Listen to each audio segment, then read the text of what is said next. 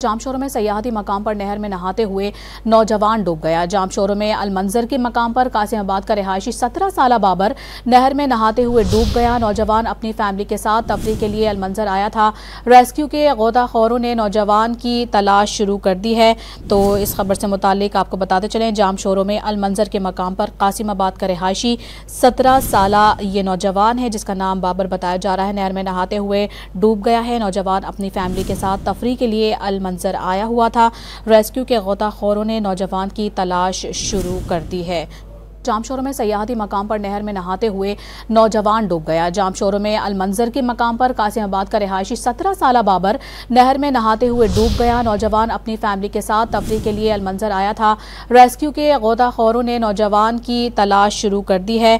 तो इस खबर से मुतालिक आपको बताते चलें, जामशोरों में अलमंजर के मकाम पर कासिमाबाद का रिहायशी 17 साल ये नौजवान है, जिसका नाम बाबर बताया जा रहा है। नहर में नहाते हुए डूब गया है। नौजवान अपनी फैमिली के साथ तफरीह के लिए मंजर आया हुआ था। रेस्क्यू के गोताखोरों ने नौजवान की तलाश शुरू कर दी है।